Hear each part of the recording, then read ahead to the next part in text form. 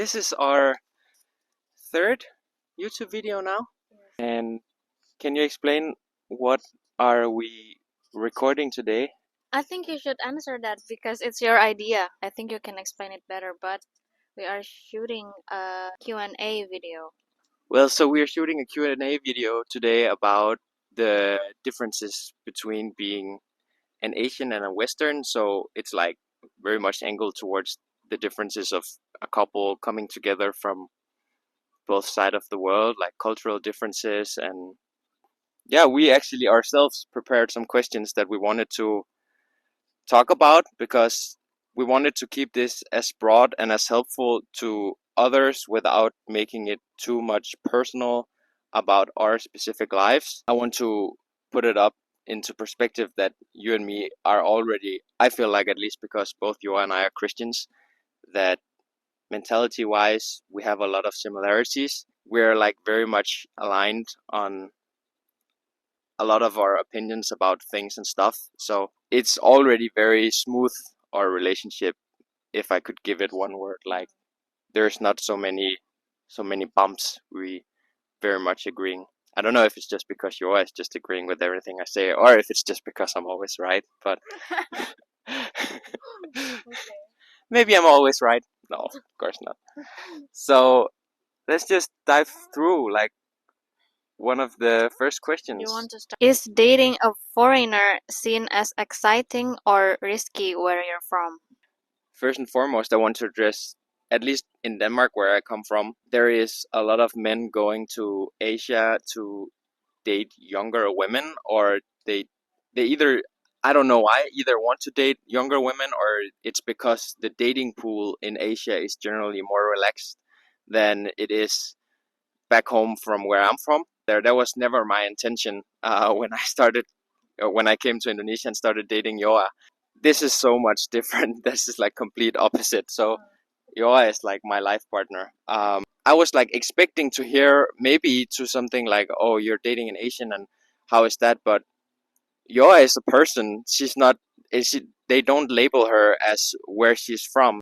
Maybe some people will say it risky, but for me in my life situation where I have the freedom around the business that I created, then it's not risky for me because now I only not choose Bali, I also choose Yoa, which is why like if this is here we're going to live, it's here.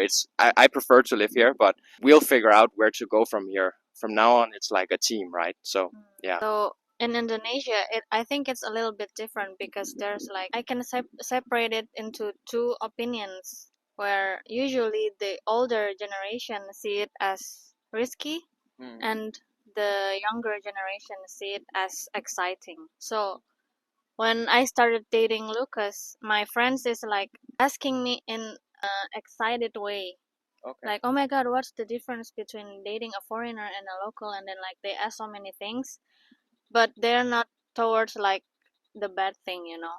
Okay. Whereas like when older people usually like ask questions that's more heavy and Okay. like make it like some kind of like problem. Okay. You have to be cautious because foreigners often don't want to get married and you will just be left with a child or something, and they don't want to take responsibility of the child, and they will just go back to their country like that from the older generations. Yeah, so there's both Okay. opinions. Is introducing your partners to your parents a big deal in both cultures? Of course, because in my culture, you're dating for marriage. So eventually, you have to introduce your partner to your parents. No nego. No nego. Yeah, No nego. Again, it comes down to the person. Let's say I was single for 4 or 5 years before I met Yoa, so that was kind of breaking news in my family. That because for me to introduce a girl introduce Yoa into my family and explain about that was not a big deal for me, but it was a big deal for them because it's wow, you found someone. We've been worried. Like Yeah. Yeah, I was just waiting for the right one. I needed to have the reinsurance, so there was no pressure. I introduced Joa, and you only met my aunts randomly walking down the street in Bali because they're on vacation here, and her three children, and her husband. So the family you've only connected with really on Instagram, but that already does a lot. I feel like in terms of getting a picture of who is my family, and you and my mom has also chatted a little bit on Instagram stories, right? So at least now my family, they are introduced and everyone knows who Yoa is. They just haven't met her yet in real life. But all of my family is like, oh my god, she's so pretty. Oh my god, you two are Stop. so cute together. So they're excited to meet her for sure. Yeah. He also met my aunt here in Bali, but haven't met my sisters or my dad or my mom. I hope we can arrange a meeting soon. And I have even been in your city 2 times. Bandung. 3 times. But my parents are in Bogor. Yeah.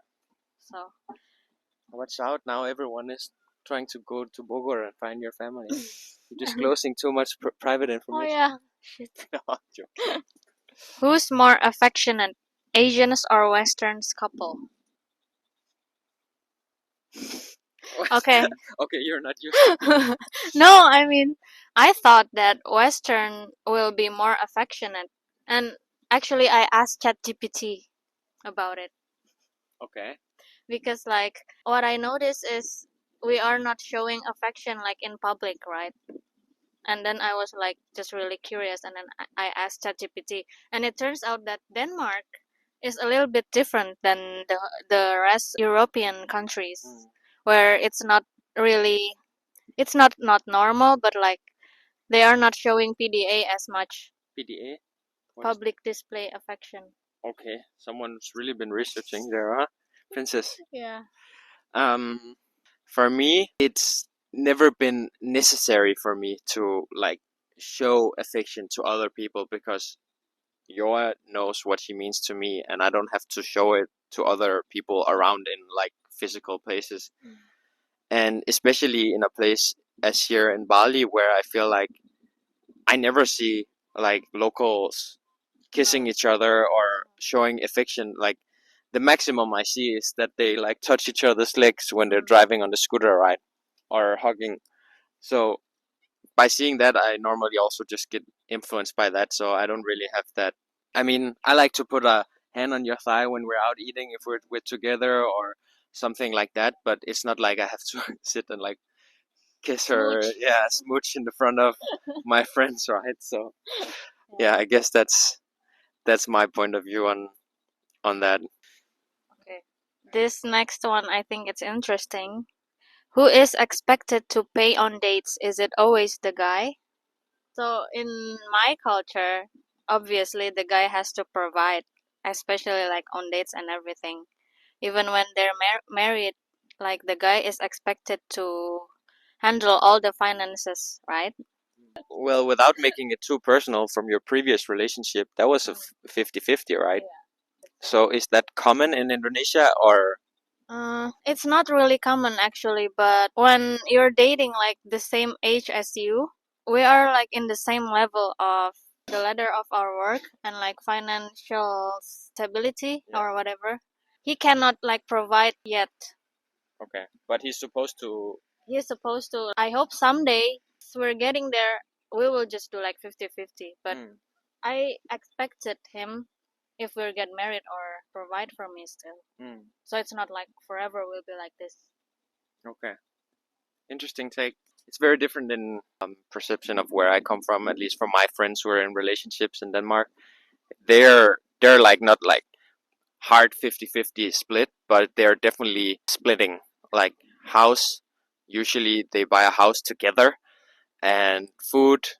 Let's say that you go out shopping one day, then your girlfriend will do the next time. If you're going out to eat restaurants, yeah, of course the man might like from time to time take the bill. At least in my friend group, in my age now, but I've obviously also seen like different once you get older. I say it very much comes down to the couple and how well off the man is from where I come from. But yeah, it very much comes down to the man. I've seen a lot of different things. Like I've seen friends who, whereas feel like when I see their relationship, it's the woman who is the the caretaker sometimes, and I've seen the complete opposite. It's very mixed together where I come from. If you ask me about my own opinion, I would say um, I like to be the provider, um, but I also like to feel that it's acknowledged. I just want me and Yoa to be able to that Yoa has no issue to take the bill sometimes, and I have like I'm the main one to take it. But if let's say we're going to the mart, or if it's like inconvenient for me to pay because let's say my BCA doesn't have any money, that Yoa is able to take care of it. That's not expected, but it is something that I would like our relationship to be able to do, which we're already doing. If you've seen some of our other videos, like I'm also helping Yoa to make an European salary and possibly even further, right? So yeah, I think that's definitely also something that's important for me, that we have that agility to be able to swing the card sometimes. And not only that, I would also love us to be able to like travel for 6 months of the year. That's one of my very bigger goals, but that's something for another video. That us like potentially traveling the world together and that sort of stuff. But that will come. It will just take time. Talk. What's something he does in the relationship that feels super Western to you? You will have to also answer. Mm, that Yoa actually likes to cook, and this would be something that you would be like, it's a chore, something that you would want it to be even, or at least it depends on the relationship, but it is seen as a chore where I come from. Here I just feel like it's very natural for you to want to make a nice meal for us, and want to make sure the kitchen is clean and taken care of, and you want to like help me with whatever you can help with, like some textile or some translation. Like you're very you want to help where you can help in your way. So yeah, that's my thoughts. And I want to cook because you buy the food. It's not that I obligated to like cook, but it's just something that I think it should be give and take. So if you've done your part, I will do my part without any like force, you know. So what's super Western for me? That I like pizza. Oh, the food. Yes, you cannot eat Indonesian food that often. And super Western also the way you text when we're not together. We're not texting that much, but that's not a problem, but that's just feels super Western to me. I'm not texting because I don't want to text. It's usually just because I'm occupied. Yeah, because with local people, they're like messaging each other like all the time, and it's kind of like how it's supposed to be. Yeah, but like in Denmark, you have a job for like eight Yeah, hours, and yeah. you can maybe reply during lunch. It's Mm, pretty normal just to reply, okay, I'm at lunch now. yeah. I'll do this whatever after. And I'll be home at that time, right? So yeah. You will be shocked, but we always ask each other like, "Have you eaten lunch yet? Have you eaten dinner yet?" And then, "What did you have for lunch? What did you have for dinner?" When us, you don't really ask what I eat for lunch or for dinner, or if I have eaten lunch or not, right? Because logically, you're a grown adult, so you can like eat when you're hungry. You don't have to like ask if your partner is like having lunch or not. So it's just like an Indonesian thing. Want to know like every single detail. Who's more likely to get family approval fast? I mean, my family is very relaxed about it, because they know I know how to manage or navigate my own dating life, and qualify my life partner is ultimately my own choice, and they just support me because they have faith in me. So if I am approving of this girl, then they will also automatically approve of it, because they have full faith in me. So From my family, I think it's the same as yours. So they will just like trust what I chose, and they, as long as I'm happy, I guess they will just like let me be. yeah. Okay, nice. I guess that's answered What was the biggest culture change when we first started dating? It's not like big things usually, but there's still like some funny small quirks. Even that one time, for example, where like going back on the scooter, like keep in mind we're both in Canggu, or I was at Paddle that day, and you were hanging out with your friend, and I just went to Paddle thinking, yeah, okay, I'm just going to drive home because I don't know when she will be like done with her stuff in Canggu anyways. So that was my thought. So I had a few things that I needed to pick up from the supermarket. So on the way home, I just like went to the supermarket and drove home. And then when I was like, you all texted me later during the day. So where are you now? Well, I'm home. So uh, yeah, it's not like it was in a hurtful way. Because I thought you were going to like tell me if you're finished with paddle and we will go back together. That was on in my thoughts, but I guess not. So I was left in Canggu. Yeah, but I'm not thinking about it two times as well because of the convenience here in Asia, right? Some of my friends at home might think it's also a little bit weird, but here in Asia, to my European friends, we have Grab and Gojek, and the convenience there is just you pay 10, 15K, 20, 30K sometimes, but that's very cheap compared to taking a taxi or a Grab in the Western world. So it's very easy just to rent out a scooter and you're like very safe. How do language or communication styles differ between us?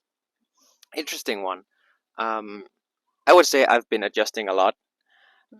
For the last 5 or 6 years, I've been very transactional in a lot of stuff that I've generally just been doing. So obviously, that's also been reflecting into the mass of emails that I've been sending to professional partners, and ultimately that have come into my private life as well, where it's also been very transactional. We had a talk about this like very early in our relationship, where Yoashi kind of gave a sign of sometimes I was maybe a little bit too cold or Yeah. not so much in person you enjoy to like keep our conversation going with, where I've kind of also opened up and tried to let it flow a little bit more from my end. But it's been a small adjustment from my end.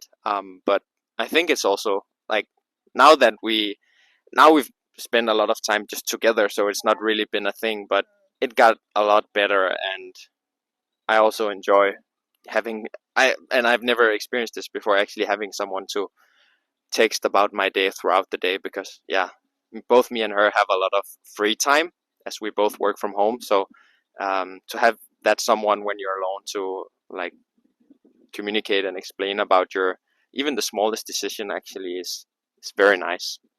That is communication style. What about language? Problem with the language barrier because English is not really our first language. Yeah. It's our second language. For me, I think we're fine because we talk good English. Hmm. But like sometimes I want to like speak in an Indonesian way where I cannot express it in English, you know. Yeah. So that's kind of annoying, but I guess it's okay. Yeah. I feel the same way. It's always easier sometimes to explain in Danish, but I think now is not really that big of an issue anymore. We really understand each other very well and what our points are. So, and yeah, I think we're also fairly average to a little bit more than average English spoken. So, what's the difference between dating Asian. an Asian compared to a Western? Changes compared to Western versus Asian, I will say the first word that comes to my mind is more submissive, at least than what I've seen. Um, Women here rest more in their feminine energy than they do in Western cultures. So again, we kind of circling back to the caretaker, the provider role, where I feel like here in Asia as a whole, it's generally more that's the norm. Whereas in Denmark, you would meet a girl who would be like, let's say you're going on a date, like I can pay for my own ride to go there, or I will just go there and meet you there. She don't even want to be picked up because she wants to be self-independent, right? So that I've seen that sometimes in Denmark as well, and yeah, that's probably the biggest one. Okay. For me, I don't see any. because you're all just human basically. So I don't really see like a big difference between dating a foreigner and local guy. Not like to the point that I have to like explain like something big. Mm. That's good. All right. I guess that's another question answered.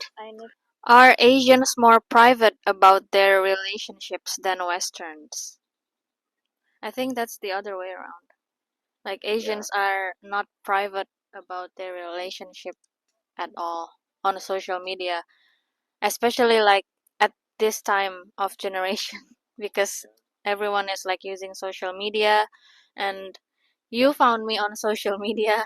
So I guess in my circle, or in my, what do you call it, okay, well, in my generation, sometimes it's important to post that you have a boyfriend, because people dating is like different now than like 20 years ago, because people are like know each other from social media, right? And just posting my boyfriend maybe will just reduce other guys trying to like contact me or something, Mm. if you know what I mean. Yeah, good thoughts. It's like very, I feel like it's different, but I think it's more, I don't think it's like an Asian thing or whatever. It's just like as a man, it's, as a general, it's not your priority the same way because it's very rare, at least, unless you're like very well set up on your Instagram, that you're getting DMs from girls. So you don't really have that urge to like show it off. But at some point, once you're like sure of each other, of course, then you, if you are the guy that's active on Instagram, I'm not really. I've really been struggling to post all of my life on Instagram because I'm so critical about myself, what I post on Instagram. So that just ended me up being like, well, fuck it. But yeah, if you're lucky, maybe once a year Okay, get a post out. But yeah, I think I'm also more traditional dude on Instagram, just not posting as much and showing it off that way. that's But better. I don't mind showing it off, but I'm just not very, generally speaking, very active on. I'm not very proactive on Instagram. I'm just That's not something scrolling. you think about. Yeah. Do people in your country expect to date long term or casually? Um, I don't think it's possible to like generalize it. I think it comes down to cultures, or what is your upbringing, who is your friends and family, what is your influence. If you go to church, which I've done a lot when I was 10 until 15, 16, yeah, then it's very common to get married and you're only dating to get married. A lot of people from the church got married very early and they even married each other from like back and forth from within the church because these people share the same values. And these people are usually people who have a lot of great values as well.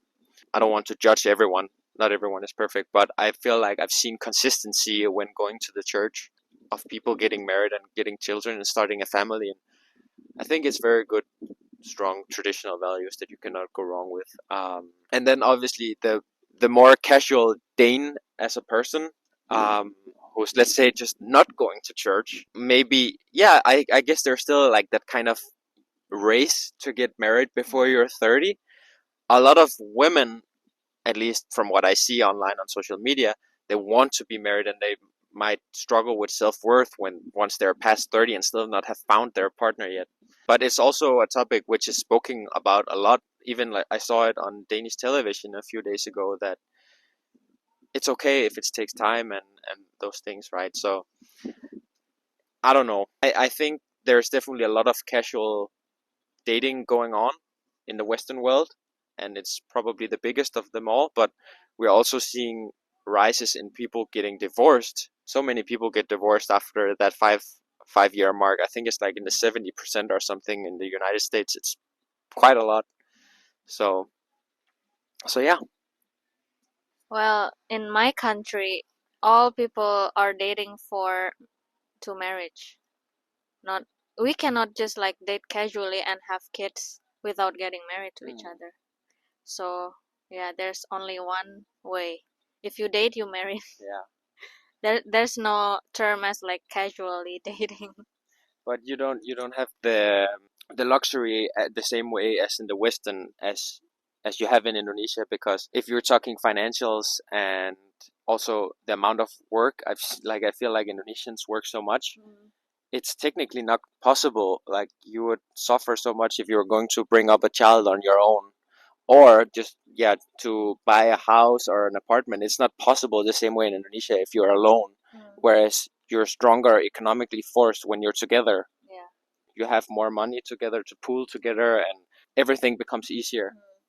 Yeah. That's true. Whereas in Denmark, like, you can still, it's very common if you're like a single mom bringing up your child alone, and you're still fine. Like, your life still works, right? You're not fighting every single day. I don't know, but like, my general impression is that, yeah, my mom did that for like 5 or 6 years, right? So, yeah, I think that's questions answered as well. Okay, how do we deal with long distance relationship? Here, princess. I think just visiting you once a month, right? We used to do that. Like, I will travel every month here and stay for 2 weeks. 2 weeks in Bandung, 2 weeks in Bali, but right now I'm here for over more than 1 month. Yeah. You can add. I think something we could add on to is I've just been away for 6 weeks. So how did we deal with it when I was in Denmark? Oh yeah. Obviously, that part can be very difficult, because when I'm in Denmark, I am visiting so many friends and family because I'm trying to cram everyone in while I'm back home. So I'm not as available on phone, and the time zone also plays in for a change. So when I'm in Denmark, I'm 7 hours behind. So yours, you will go to sleep while out eating lunch, right? Or whatever. So for me, I just like kind of had to come to terms with this is the reality for the next month. We both know where we're standing in this relationship, so there was no doubt about that. It's just less communication than what we're used to. We still talked on FaceTime almost every day, but sometimes it went to two days or something. But we're always available on text or whatnot, right? So hopefully that kind of long term we don't have to do again. But when Yoa is in Bandung, we talk, we run a business together, so we also like get the convenience of keeping each other cool that way, and we FaceTime when we're going to bed, which is also actually quite nice. It's your idea. Yeah. So yeah, long distance is not cool, but it's not the worst in the world either. Like, we manage. It's not like everything is coming down.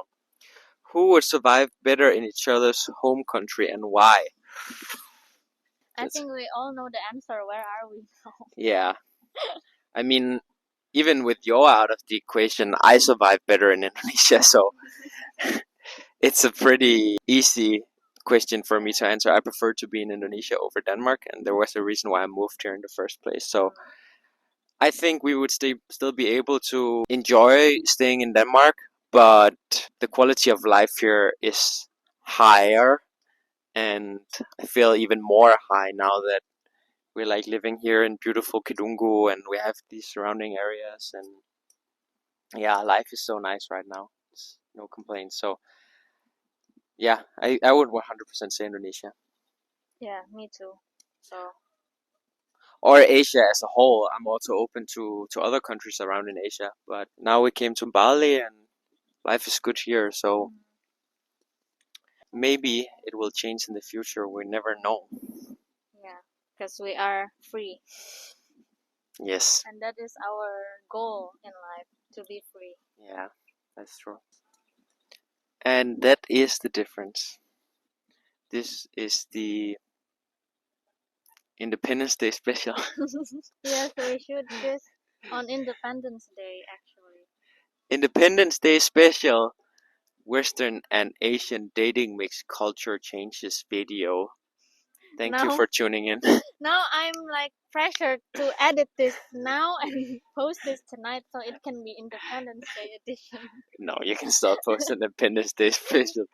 People are busy enjoying their Sunday today Okay. anyway, so I don't think there's any reason for that. Happy Independence Day. Happy Independence Day, everyone. Thank you for tuning in. Bye bye. Bye.